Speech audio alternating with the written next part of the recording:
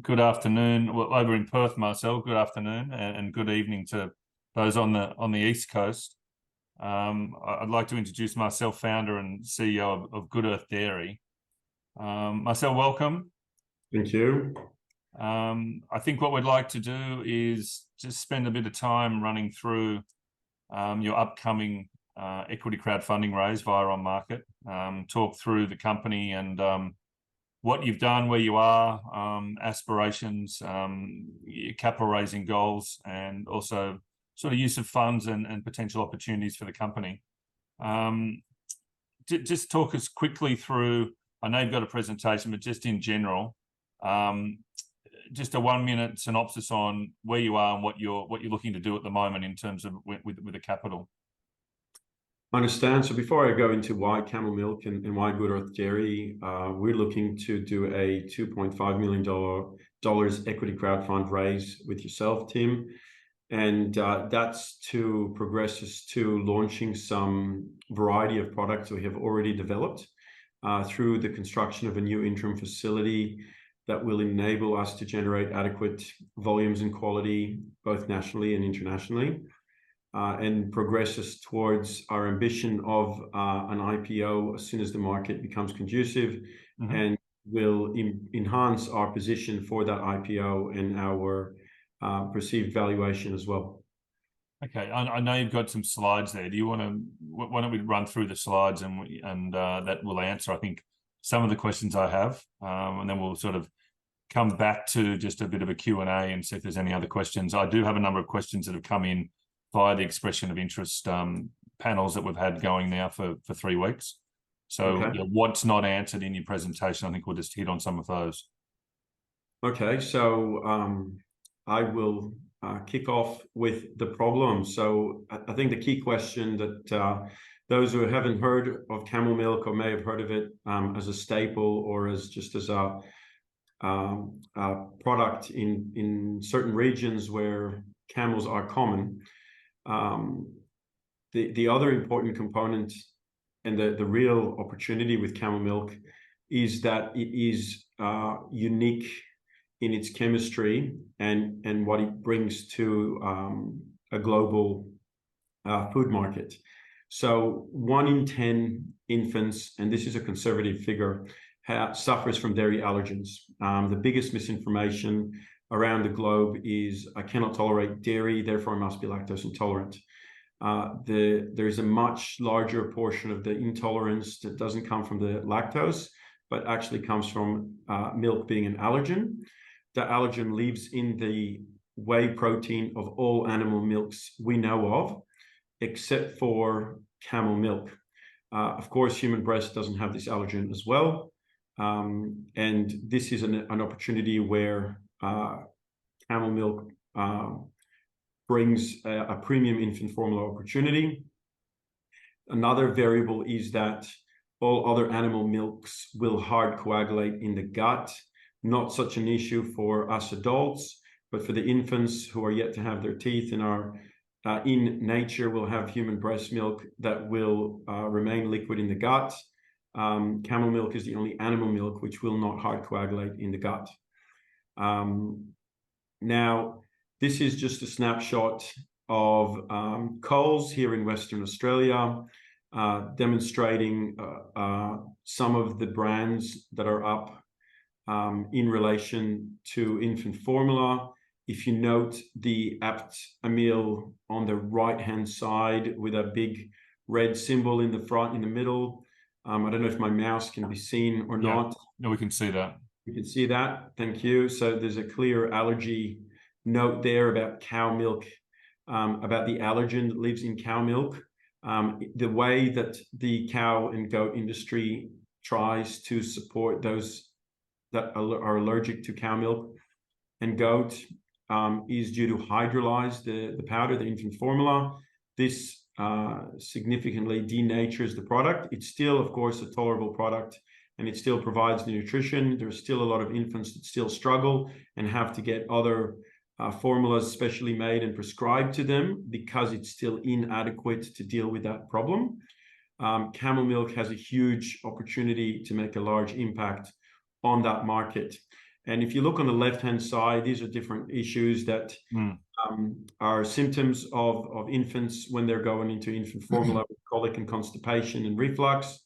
And these delicacies, all products that are trying to do the best they can to deal with a problem that there isn't really an appropriate solution for at the moment in the market, to completely have a lot of children that this issue can be either eliminated or significantly reduced with a premium product from camel milk.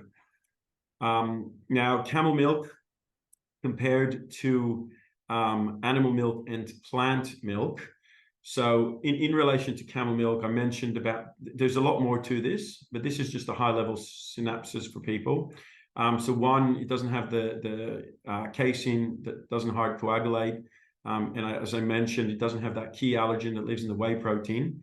In terms of the micronutrients, I've got another slide, which I'll talk to in a moment. But what's regarded as the bad fat, which is the saturated fat, it's got half the quantity. With infant formula, there's actually a fat requirement. But as we, in terms of fresh beverages, obviously we're trying to reduce that component. It has 70% the lactose, which is the sugar in the milk. The whey to casein ratio is much closer to our own, to human breast.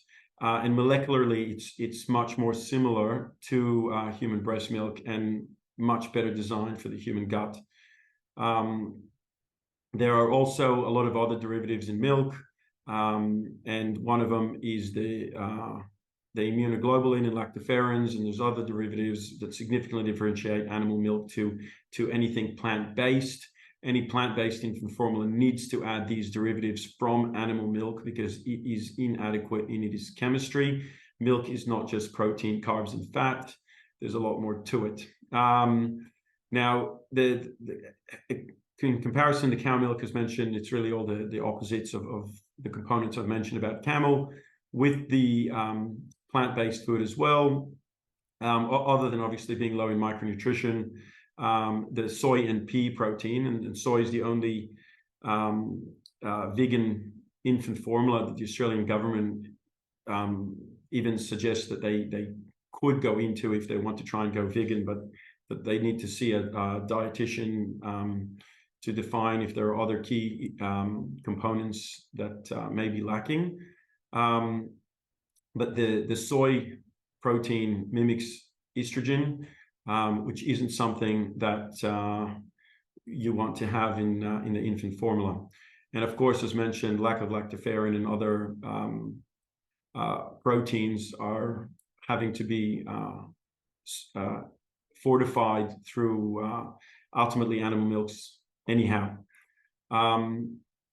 So just there's a lot there, but really 3 key points of difference that we believe will make a big impact on camel milk, and why we think it will have a huge disruption to the infant formula industry is of course the lack of allergen. It doesn't hard coagulate, and molecularly it is the closest thing to human gut and human breast. Now, in terms of the nutrition, the micronutrition, these are components that are critical for human function, whether you're an infant or in your older years or everything in between. We still need these micronutrients for day-to-day life. Iodine for brain function, things like zinc and copper for your immune system, magnesium for your skeletal, calcium, phosphorus for your skeletal, and magnesium for your muscular system. The level of daily recommended dose of these micronutrients is very, very high in camel milk, and it is higher than any other animal milk. So instead of getting a large bowl of trying to get this micronutrition from a large bowl of vegetables and salad, you can have a small drink of camel milk and obtain significant components of the functional foods that we require.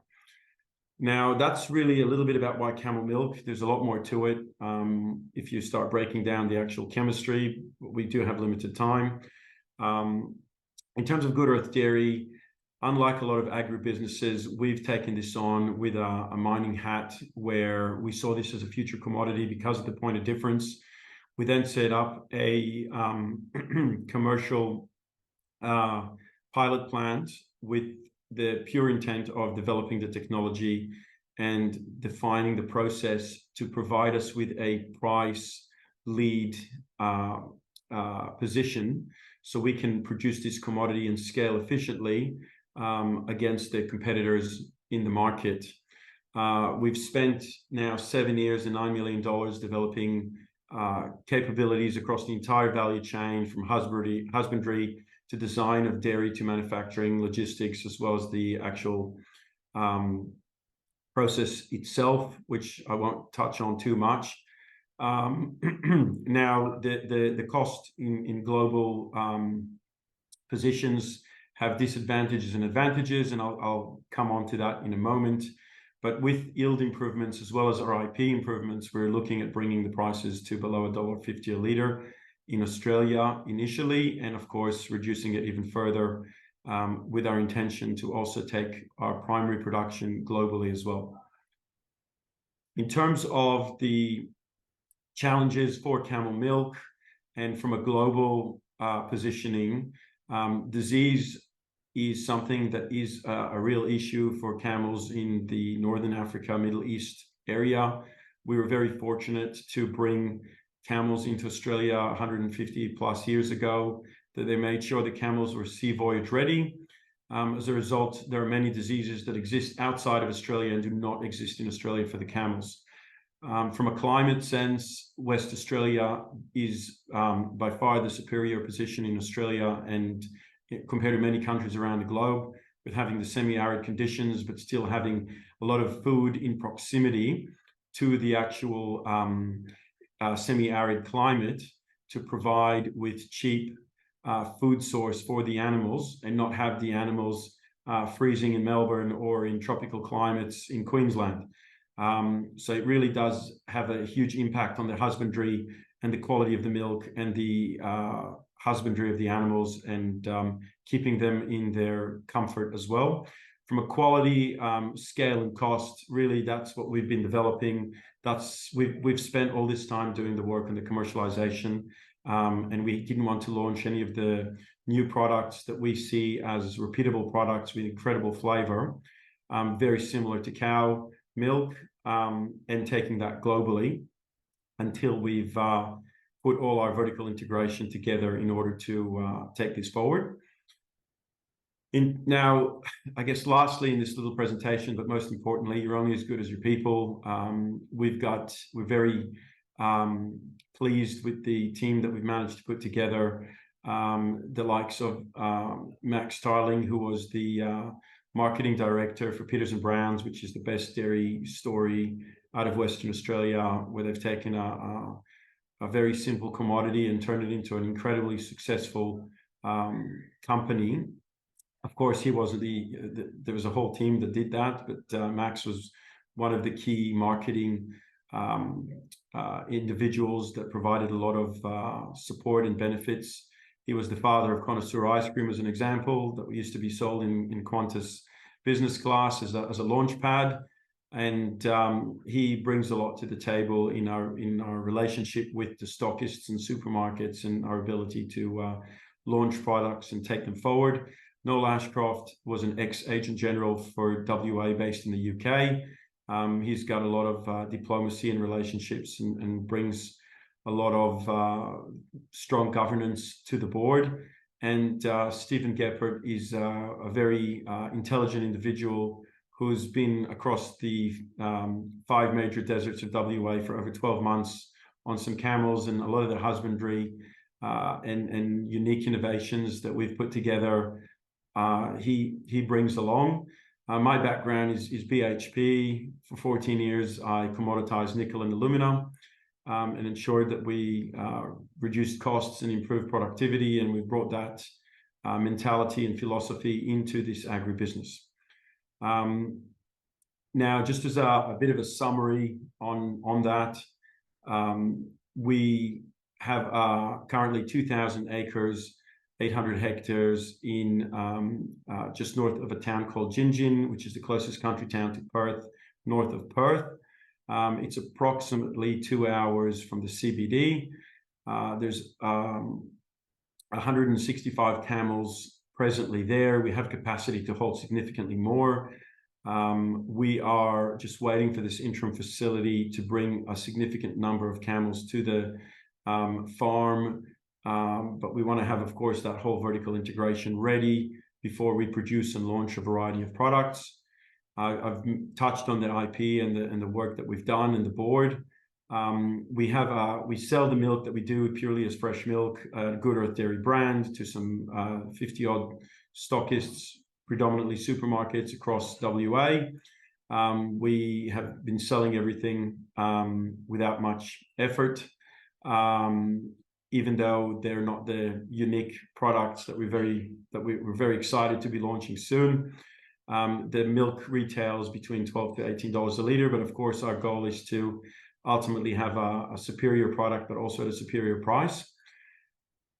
Now, in terms of one of the things we're most excited about, of course, is we've been awarded a $4.4 million government grant by the state government, the Department of Jobs, Tourism, Innovation and Science, in order to build the first infant formula facility here in Western Australia. This is the next phase of our project, and for those who are interested, please jump on market, put your expression of interest there, and soon the offer document will be made available.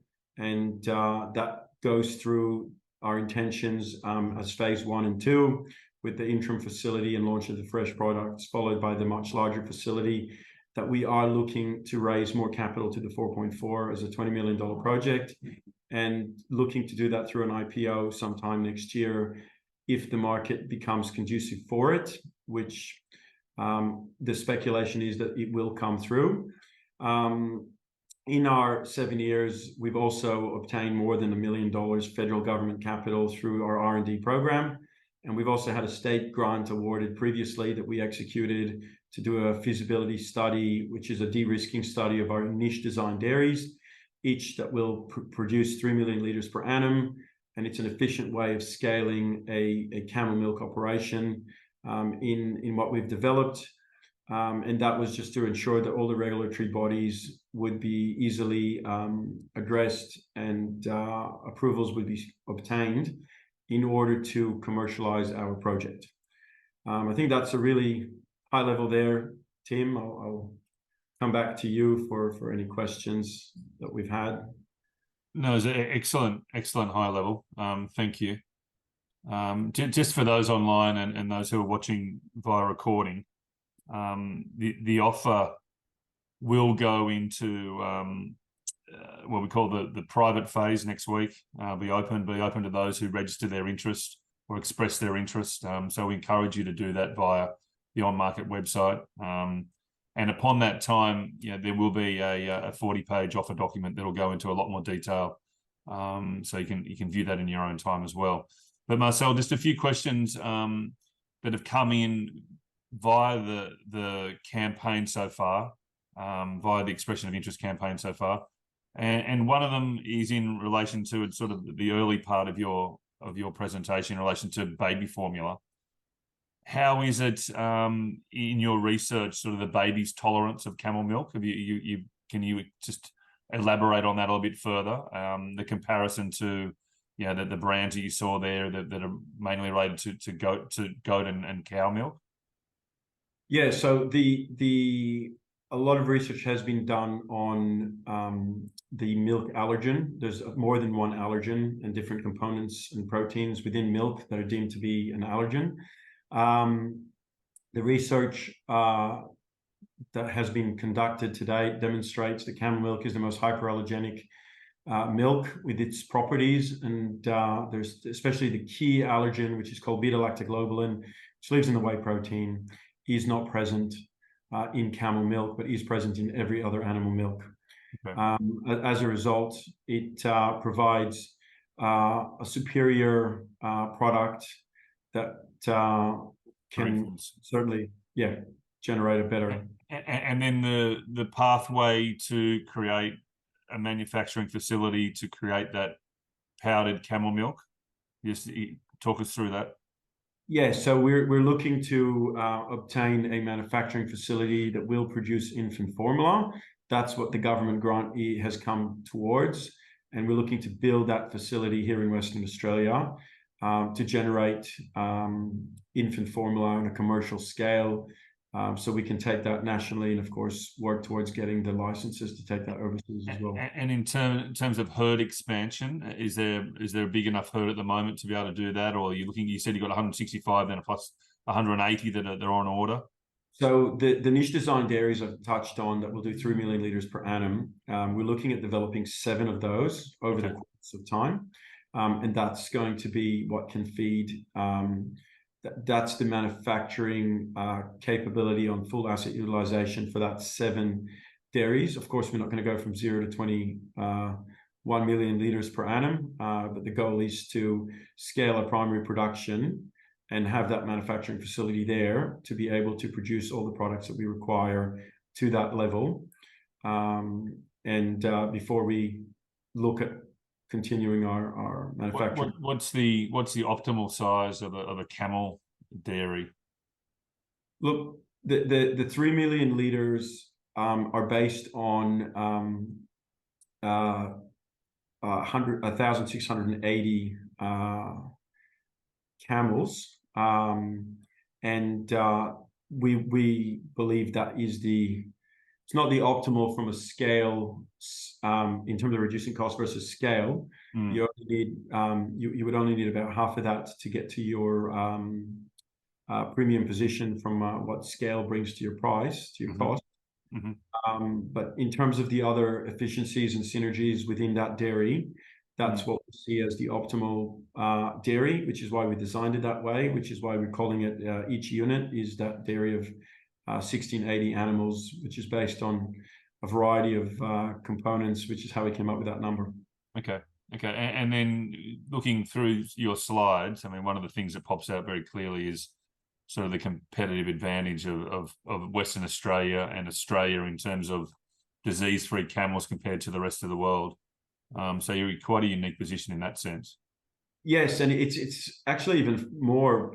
There isn't a quarantine to take animals from Western Australia to the East Coast, but there is a quarantine requirement to bring animals from the East Coast into Western Australia, even with camels, because we are the premium spot, not just globally, but in Australia, in terms of biorisk and quarantine for different potential issues that can develop. And the camel milk infant formula, would it, in terms of international sort of markets, is it into China, Asia, where you identified sort of where that would go? Look, most products going into China have to have a domestic foothold first. But in terms of where is current camel milk consumed, including infant formula and in powdered form, I should say, is China, especially northern China and the Middle East, where camels are already present. So a lot of people think of camels as from the desert in the Middle East, but the double hump camels come from northern China, Mongolia. They're not as efficient animals. They only produce 2 litres a day rather than the average 5 litre a day camel. In saying that, some camels are 18 litres a day plus. And the rest will follow with some fundamental husbandry. But the opportunity, we feel, of course, to go to the low-hanging fruit first, but we see this as a global opportunity that, of course, will require some market education in terms of the milk chemistry and why camel milk is a superior milk to everything else. And another question that's come in, just in relation to other camel milk providers in Australia, or you'll know who your competitors are. Your point of difference compared to them, are you able just to elaborate on that? Oh, look, in terms of our difference to a lot of the other producers, we can't pretend to know everything about them. But one huge advantage that we have is certainly being in Western Australia with our climate. But the other one is we've really looked at this from a commodity space with a vision that's significantly, I think, overwhelmingly higher in our commercialization approach. I would have thought one of your key points of difference would potentially be your path to liquidity. You are an unlisted company. We know that crowdfunding is a capital raising vehicle for unlisted companies. And one of the questions that always gets asked, and has been asked, I know via the expression of interest panel, has been sort of, what is that pathway to liquidity? You did touch on it in your presentation. Can you just run through that again a little bit more? I know this is the third round of crowdfunding you've done. Shareholders obviously will be asking this question, I imagine, quite often, but the pathway to a listing, an IPO, rough time frame. I know it's conditional upon the market, but rough time frame where that sits, so investors can just come into this and know that potentially, all going well, there is an exit date and there is a return on investment coming and a liquidity event coming soon. Absolutely. Look, you asked a few questions there. So in terms of the IPO, it's a case, as you would know, that requires a conducive market for an IPO. We were hoping to IPO early in 22, after we did a fundraise in end of 21. And the market around April 22 until today has not been conducive for an IPO. I think 23 has been one of the worst in the history of the ASX. So in terms of all the requirements to list, we have all the governance and all the boxes that need to be ticked for the ASX. We've done those. It's really about having that conducive market. Yes. And we're very, very keen and very certainly looking forward to doing that listing. In terms of any IPO ambitions of our competitors, as far as I'm aware, some of them don't have them. Some of them may have them, but without a doubt, we do intend to provide liquidity. But more importantly, we intend to provide a upside for the shareholders through the commercialization of our tech, which we believe makes us very unique to our competitors through our ability to ultimately produce a quality commodity at a better price, where we will, at this point in time, have the only specifically based infant formula facility for camel milk, which is different to the facilities out there that are being used for cow milk and are being reviewed to be used for camel as well. Absolutely. No, it's well answered. I don't have any other questions. I think that's majority of nearly all the questions that have been answered of a substantive nature I've asked. I will say, just in wrapping up, you are going into open next week. You're opening to those that have expressed their interest in the EOI period. If you do have any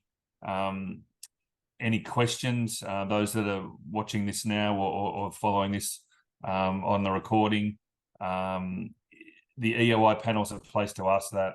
Marcel has been very diligent in answering questions that have been posed by potential investors. I know people have left phone numbers and you've actually phoned them up and had conversations.